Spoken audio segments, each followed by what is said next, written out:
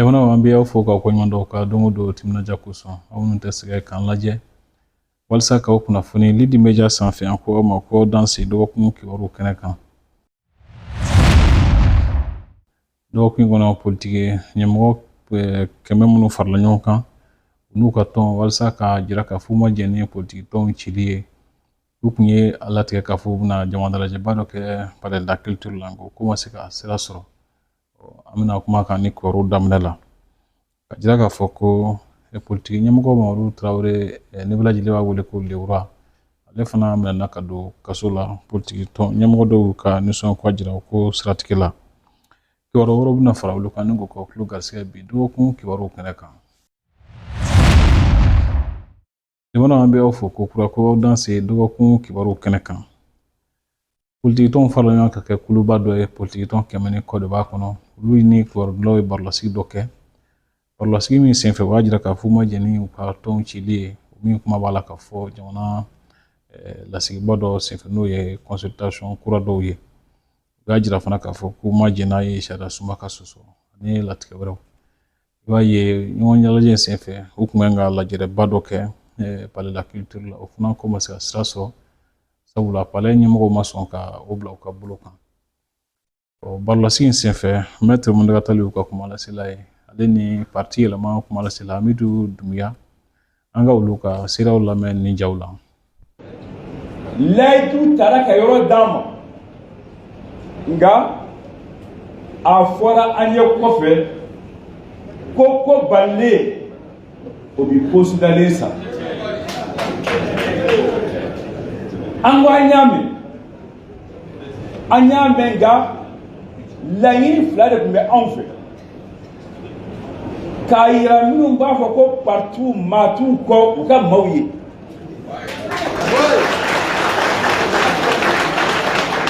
hakilila min b'a fɛ fana k'o fɔ basigi kɔnɔ o fila bɛ sɔrɔ la yɔrɔ sɔrɔbaliya o ye anw bɔ nka hɔrɔnya fana ka gɛlɛn baara yɛlɛmanen k'a fɔ a bɛ kɛ kuma ye yan yɔrɔ sɔrɔla ka di an ma an ko a barika nka a bi gɛlɛya kura min bolo dara o ka wuli an bɛ o de kɛnɛ ka yan bi o kun ka kan ɲɛfɔ o kuma min bɛna a ye partiw ci a ye partiw ka baara gulo fɛn damadɔ b'a la an k'o fɔ yanni bi ka se kunu tɛmɛna munna kaburu dɔw bɛ yen minnu dalen don yen an ka taa hakili to o la an ka dugawu k'o ye munna qualité martyr bɛ yen Mali la minnu tora Maliko kɛlɛ la an ka hakili to u ka laɲini na an ka to u ma hɔrɔn ye an k'u ka laɲini sinsin u kɔfɛ maa 300 de tora multiparti ko kɛlɛ la Mali la Muntaka ka kuma tɛ cour d'assises kɛra yan nɔ procès crime de sang a ma da malidenw ni ɲɔgɔn cɛ dɛ avocat bɔra diɲɛ yɔrɔ bɛɛ ka na a nana sabati mɔgɔw ni tora nin ko ɲinini na olu bonya kama olu gasi kama an kana fɔ an bɛ u joli kɛ fu an ka hakili to o la filanan min bɛ yen n'an k'o ye hakili jagabɔ ye o ye an ka danbe n'an ka taabolo ye fanga min bɛ yen bi transition na hali ni parti da t'a la bilen u ni parti maa dɔw de nana ɲɔgɔn fɛ koyi u ni parti maa dɔw de nana ɲɔgɔn fɛ u da bɔ a la o ye ko dɔ ye k'u ɲɔni ka bi u ko baasi tɛ bɛ wuli nka i dangi fofo o taara yɔrɔ jan dɔɔni an ko an ka o bɔ a la laɲini min senna bi n'u b'a la ko consultation an ko sɛbɛyɔrɔ t'a la sabatilen t'a la kun t'a la dɔrɔn de tɛ illégitime munna n'an ye danni kɛ danni kɔfɛ an bɛ ɲɛ ta ka fara a kan ka ɲɛ ta ka a ye nin ta a ye nin fara kun ɲɛ la a y'a ta bonus o ye maa 100 ani maa 500 n'o tɛ a ti maa 1000 nka a ye maa 1000 ni 500 ta an y'o bɔ min a mɔgɔw maa 22 u bɛ bɔ cercle la u bɛ bɔ région na u bɛ bɔ consulat la u bɛ bɔ ambassade dɔw la hali yɔrɔ dɔw la maa 2 maa 3 maa 5 maa 10 de nana an k'a bɛɛ kɛ maa 22 ye n'i y'o fara ɲɔgɔn kan ka o kɔnɔ cogo o cogo a bi tɛmɛ a ti cogo si la ti maa 1500 sɔrɔ an ko a ye maa 1500 ta a kana warimisɛn saga ma i taa n'a bɛɛ ye a n'a ɲɛ nka mali kɔnɔ yan a fɔra gouvernement fɛ ko maa 86 de nana assistance de la refondation na 86 000 personnes maa 86,000 o ye min kɛ ko maa 1500 kana segin bɔ o faamu man di dɛ o kuma na ko dɔ de tun bɛ yen maa 86,000 kan ka min fɔ n'olu m'o fɔ dɔw bɛna don maa 1500 in da wa an kɔni m'a faamu o tɛmɛnen ni maa 1500 u bɛna jɔn sɔsɔ maa 3 millions min bɔra ka taa constitution voter comme constitution kɔnɔ maa 3 millions de bɔra k'i kan bɔ o la n'a fɔra ko min b'o kɔnɔ maa 1500 bɛ se ka na o wuli o ka gɛlɛn dɛ sango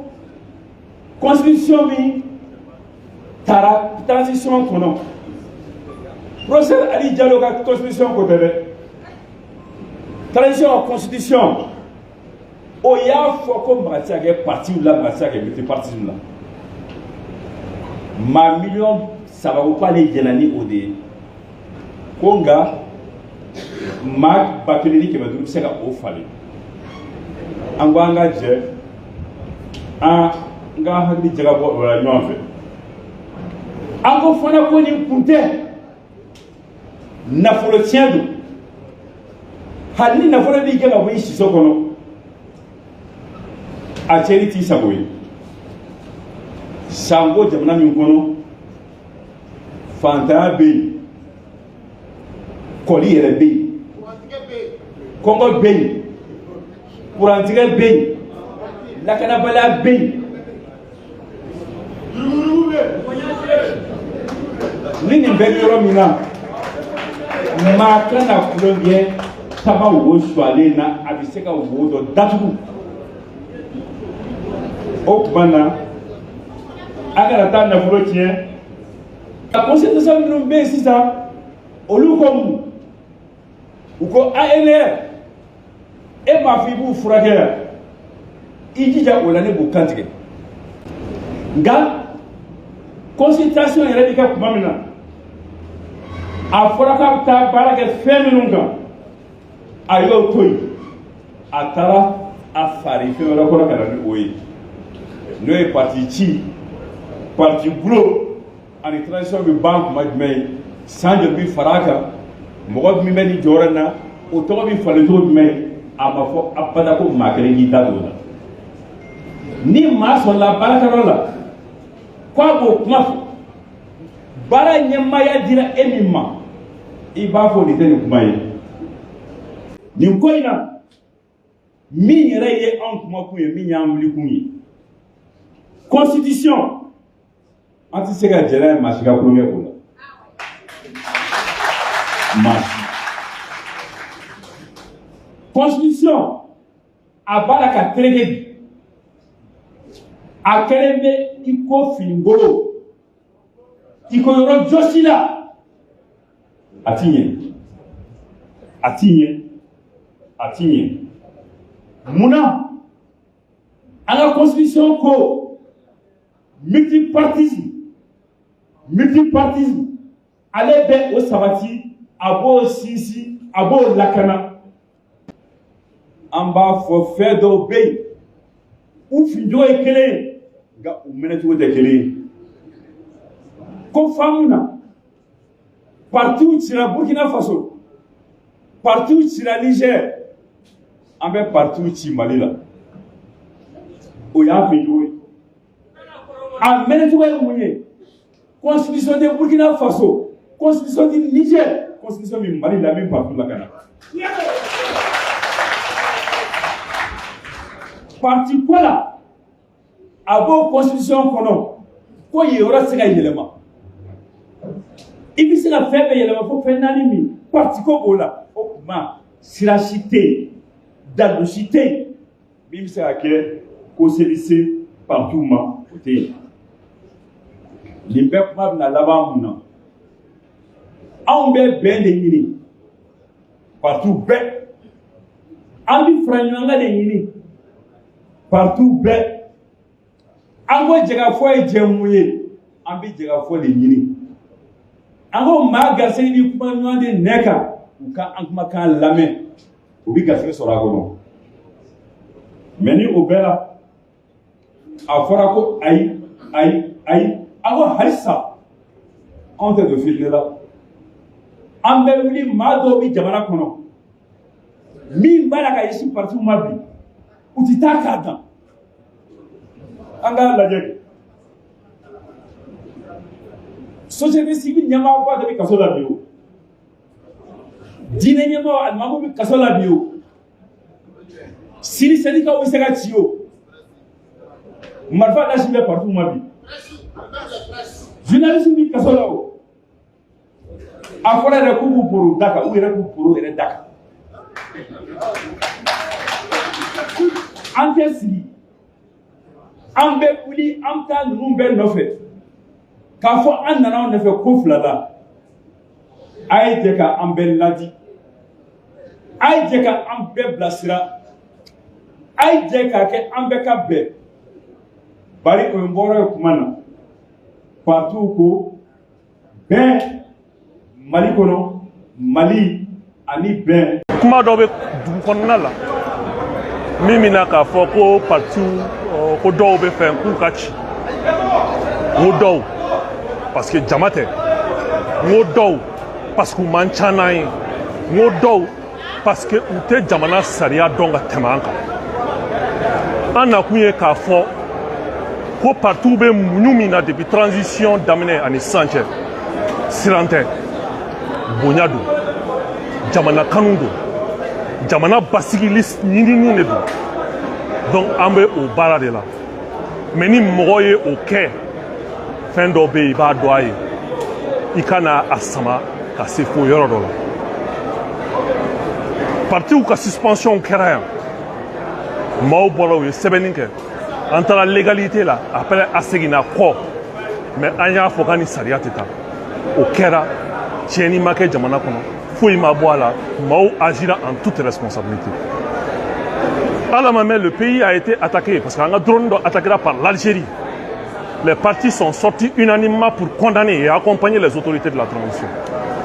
parti dɔw yɛrɛ bɛ yen depuis transition yɛrɛ daminɛ na olu sɔnna transition ka fɛn bɛɛ ma parti dɔw bɛ olu ko k'olu ma sɔn a ma mais k'a fɔ a ka bɔ maa dɔw da k'a fɔ k'u bɛ partiw ci ɲɛdɔnya don an tɛna sɔn a ma donc conférence in kɛ kun ye k'a fɔ fɔlɔ an tɛmɛna sira minnu fɛ yanni an ka se bi ma ɲɛmaaw sera an ma u y'a fɔ an ɲɛna ok assise nationale de la refondation y'a fɔ ko dɔ ka bɔ partiw nombre la ɔ an bɛ se ka tɛmɛ sira jumɛnw fɛ wa a ma fɔ ko olu de ka dɔ bɔ a la dɛ a fɔra k'u ka condition de créer dans la charte min bɛ se ka dɔ bɔ a la kɔfɛ transition kɔnɔna tɛ donc o kuma fɔra partiw farala ɲɔgɔn kan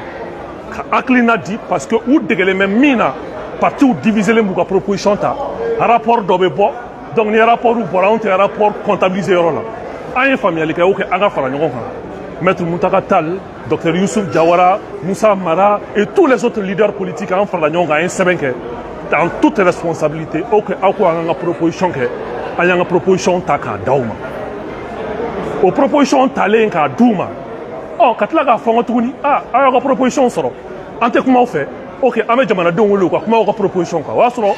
wéré assisi minke parce que l'oude a organisé ne matala. Parce que ma soye, ma dala a wakati, le clé kuma fo assise nationale de la refondation. Mais où est semaine mimbo? Au semaine ko ka conditions restrictives de création des partis politiques ko ko reke. Au semaine ma fa ko ka parti uchi. Okuma o, ma okuma na, katlaga seginga kuma wala do dawa. La ini wala na ko ko fere. Kadani wuli kajo kan politique to mi be wele ko alternance. Nyamgo ba Mamadou Traoré le wura mina kado kasula kadaka kuma kan do kan. Ibaye ka foko minani ma be politique to mi be wele ko Maldum hakila nyamgo ba yeya dama maigama ala jira ka foko kuma dili bela jelema begi hakila fo ko wulumali bala ni jamana en kono ngaka nyefol do lawene kuma kan se fe minani nous effectivement abe moko gay kamana parce que walo de walo munu ni ukona ni moko yu u dénoncer wati jambo mais ay albia pratique be sina jamana sharasumba de be ayamara moko ki i hakilata di jamana tabulon jamana maraka wati jambo politique moko kuma be nu bora ko hakilata di be gele osoro hakilata la jamana don ya kon ka a dénoncer wati jambo mais malheureusement alsa jamana don be ga pratique lindi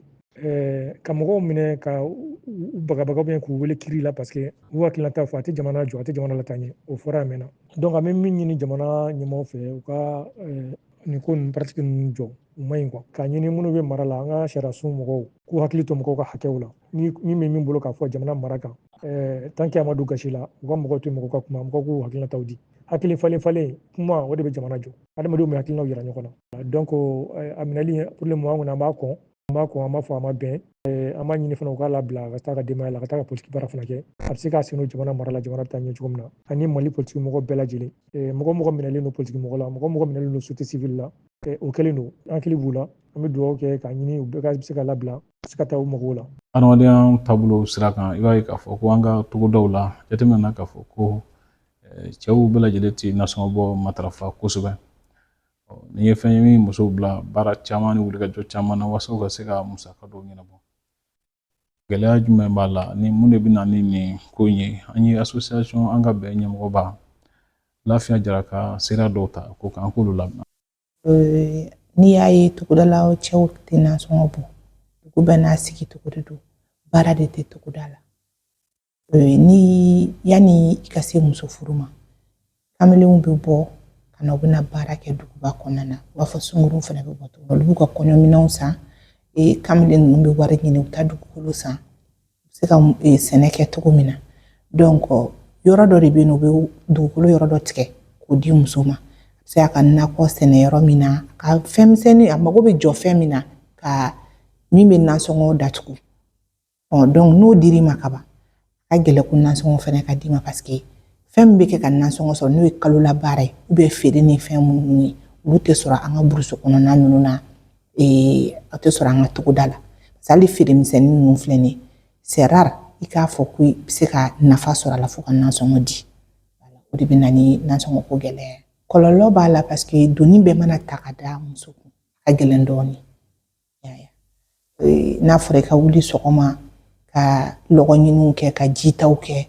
k'a fɔ i bɛ tobili kɛ ka tila tugun ka taga foro la tuguni i bɛ taa nakɔ sɛnɛ a ma nɔgɔn quoi a ka ca muso ma donc n'o kɛra kɔlɔlɔ yɛrɛ fɔlɔ ye bɛnbaliya ye fɔlɔ ni bɛn tɛ du kɔnɔ a ma nɔgɔn denmisɛnninw ka ladamu a bɛ jouer denmisɛnninw ka ladamu kan o bɛnbaliya yɛrɛ y'a to denmisɛnnin caman bɛ bɔ an ka togodaw la ka na duguba kɔnɔ fɛn ɲini na parce que u b'a ye ba ni fa tɛ ɲɔgɔn faamuya donc a ka gɛlɛn dɔɔnin ka o yɛrɛ y'a ye a kɔlɔlɔ belebele dɔ ye ne bɛ min bɛ se ka na ni a ko nɔgɔyali ye sisan o ye an yɛrɛ ka baɲumankɛ tɔn ani an ka ɲɛmaaw u k'a lajɛ dɔkɛbaliya a ma nɔgɔn cɛbakɔrɔ ma an y'a ye fɛɛrɛ bɛɛ tigɛlen don pour que togoda la muso bɛ se ka dɔ sɔrɔ a yɛrɛ cogo min na muso bɛ se ka bɔ nɔgɔ la cogo min na mais cɛ dun n'i y'a mɛn furu kɔni cɛ de ye dutigi muso a n'a ka dɔw a bɛɛ bɛ cɛ de ka mara kɔnɔna na mais n'a fɔra ko o muso bɛ dɔ kɛ cɛbakɔrɔ yɛrɛ tɛ fɛn na a ma nɔgɔn u k'a lajɛ baara minnu bɛ ta ka ɲɛsin musow ma togoda la u k'u hakili to cɛw fana na n'o kɛra u bɛ ɲɔgɔn dɛmɛ ni ɲɔgɔn dɛmɛ donna ko ko la u sigi bɛ diya Waribon baarakɛlaw ka lafasatɔ min bɛ wele ko Sinabefu ɲɛmɔgɔw kun ye wulikajɔ dɔw kɛ dɔgɔkun tɛmɛnen ninnu na ka da laɲini caman kan laɲini kumaba dɔ kun ye u ka baarakɛɲɔgɔn minnu minɛnen don n'o ye Ecobank baarakɛlaw ye ka se ka olu labila ka bɔ kaso la sabula a jira k'a fɔ minɛkun tɛ maa kofɔlen ninnu na k'u y'u ka baara kɛ sariya kɔnɔ u labilara jamana ɲɛmɔgɔw ka layidu dɔw kun dir'u ma k'a fɔ k'u bɛna bila o fana layidu bɔra sira fɛ Sinabefu ɲɛmɔgɔw ye seereya minnu di an ma an k'olu lajɛ ni jaw la depuis vendredi n'o o bɛnna nin kalo tile 25 ma an ka mɔgɔ fila min tun bɛ bolo la u y'u yɛrɛ sɔrɔ u fila bɛɛ lajɛlen bɛ so nin waati in na an bɛ se ka mun fɔ ninnu ka nin bilali hukumu kɔnɔna la a tɛ dɔwɛrɛ yira mun ye an ka jamana ɲɛmɔgɔw olu ye engagement mun ta anw ye k'a fɔ ko waati kunkurunin kɔnɔna la ko u bɛna jateminɛ kɛ kow la ka solution sɔrɔ an ka mɔgɔw bilali cogo la k'aw ka waati kunkurun d'u ma an b'a bisigi k'a fɔ ko o waati kunkurunin ninnu ka bilali nin a bɛ lié o sigikafɔ mun kɛra Sinabefu ale ni an ka autorités ni ɲɔgɔn cɛ an bɛ bisigi kɛ k'a fɔ ko o jaabiw bɔli daminɛlen don a ye halisa an bɛ se ka mun da mɔgɔw tulo kan halisa an ka mot d'ordre de grève n'an y'a suspend depuis vendredi jan tɛmɛlen premier ministre jabala la voilà an bɛ to o hukumu kɔnɔna la ka sababu kɛ an tun kɛlen don ka point 15 laɲini de kɛ an bɛ se k'a fɔ ko point kɔni ye sabatili daminɛ halisa an bɛ to suspension kɔnɔna la jusqu'à ce que an ka point 15 bɛɛ lajɛlen bɛ kɛ effectif cogo min na kɔfɛ an bɛ sɔrɔ ka mot d'ordre an bɛ sɔrɔ ka lever Église évangélique protestante EPM ka lajɛrɛba min bɛ wele ko conférence nationale o b'a dɔ fana sabatira dɔgɔkun kɔnɔ i b'a ye k'a fɔ kuma kɛra église taabolo caman kan a sera ka seereya minnu sɔrɔ ko a ɲɛmɔgɔw da la an k'olu dɔw lamɛn ni kumakanw senfɛ an bɛ foli di aw ma fɛn fɔlɔ ye ka foli di Ala ma ani ka foli di aw jatalaw ma a bɔra aw nana sira o sira fɛ walisa ka jɛ anw fɛ conférence ba 65 na an bɛ Ala fo ka aw fo n'i ye ɲininkali kɛ ko yala ɲinɛnta bilala hukumu jumɛn kɔnɔ i b'a ye k'a fɔ ko n'i ye an ka sɛbɛnniw lajɛ an ye a bila hukumu min kɔnɔ o ye église baarakɛla sɛbɛn ko ye a kɛra Ala ko ye o a kɛra jamana ko ye o bɛɛ mago bɛ baarakɛla sɛbɛn de la ka baara kɛ cogo ɲuman na ka baara kɛ cogo bɛnnen na ka baara kɛ laadiriya kɔnɔ o de ye ɲinɛnta bilala o hukumu kɔnɔ o tuma an ka Ala baarakɛla minnu bɛ yen n'an b'u wele ko pasitɛriw ani église ɲɛmɛnɛbaw an b'a fɛ ka kalan jɛlen de d'u ma u bɛ se ka kɛ baarakɛla ɲuman ye cogo min na Ala ye ni ka kɛ baarakɛla ɲuman ye faso ye a ɲinɛnta bilalen de o hukumu de kɔnɔna na o la an b'o hukumu kɔnɔna na ni ko an bɛna mun ni mun ɲɛnabɔ wala an da bɛ se mun ni mun ma an bɛna ka daminɛ san 2024 avril kalo la ka na se san 2025 avril kalo ma anw ka sanw bɛ yɛlɛma o cogo de la o de y'a to an bɛ conférence la yan o la san kelen mumɛ kɔnɔ église an tun ye baara minnu boloda an bɛ n'olu sɛgɛsɛgɛ baaraw sera ka kɛ wa kelen n'u ma se ka kɛ mun y'u bali ka kɛ fila ni u sera ka kɛ an bɛ se ka mun wɛrɛ kɛ ka baara kuraw boloda église yɛrɛ ka ɲɛtaa ani an jɔyɔrɔ ye mun ye Mali kɔnɔ an bɛ se ka mun kɛ Maliko la aw yɛrɛw y'a ye kɛnɛ kan yan an ye wagati ta ka miiri Mali gɛlɛyaw la Mali ka lakana ni basigi ko la ka wagati ta ka kuma Ala fɛ ni an b'a wele ko Ala deli an y'o kɛ yan o ye an jɔyɔrɔba de ye diinɛ ɲɛmɔgɔ jɔyɔrɔba ye min ye dɔ ye nin ye ka duwabu kɛ jamana ye. Farikɔnɔjɛ kibaruw siratigɛ la Kati ndolatitɔ min wele ko Mamayira o ye ɲɛmɔgɔ kura sɔrɔ Lasine Jara danaya dara ale de kan ka tɔnsigiba min wele ko assemblée générale élective senfɛ a jira k'a fɔ ko danaya min dara kan ko a ye minɛ ni bonya ye kosɛbɛ ani k'a bɛna seko bɛɛ lajɛlen kɛ walasa tɔn in ka se ka sankɔrɔ ta kosɛbɛ an ka ka siraw lajɛ nin jaw la. Ɲɛmaa in n y'a minɛ ni nisɔndiya ye n y'a minɛ ni kanu ye n y'a minɛ ni keleya ye n y'a minɛ ni bɛɛ ye ɲɛmaaya in n y'a minɛ n'olu de ye ni kanu ye fɛn fɛn sɔrɔ o ma jufa bɛɛ ni keleya o de bɛ fɛn nata ɲɛ donc ɲɛmaaya in n y'a minɛ n'olu de ye ne ka wuli ka jɔ fɔlɔ ye ka n b'a ɲini Ala fɛ an ka se ka fɛn fɛn y'i da don balontan na mamayira ko la katiya ani fɛn fɛn da bɛ kati balontan ko la n ka se ka wuli ka jɔ kɛ ka se bɛɛ ma k'an hakilina mun b'an bolo ka yakubaya pour que u k'a dɔn k'a fɔ an bɛ ko min na n'o ye mamayira ko ye duguko de don ni duguko ye fɛn min ye o ma nɔgɔn donc n bɛ se balontannaw fɔlɔ ma o mana bɛ n bɛ se dugutigilakaw ma n bɛ se diinɛ ɲɛmɔgɔw ma n bɛ se kati marabagaw ma n'o ye préfecture ye n b'a ɲini ka kati faama fɛn fɛn bɛ kati kɔnɔ n b'a ɲini k'a bɛɛ rencontrer pour que a bɛɛ ka seko n'a damayira kɛ mamayira ko la mamayira ko bɛɛ ka du kɔnɔ ko ye donc an bɛ min fɔ katikaw ye hali bi bɛɛ ka fara ɲɔgɔn kan an bɛɛ k'an bolo di ɲɔgɔn ma pour que mamayira bɛ yɔrɔ min na bi a ka yiriwa sɔrɔ yiriwa min n'a tɛ dan Mali balontan ma a ka taa diɲɛ balontanbaw la donc o laɲini belebeleba de b'an bolo hali bi ko o fɔ maliyɛnw ni katikaw ni diɲɛ mɔgɔw ye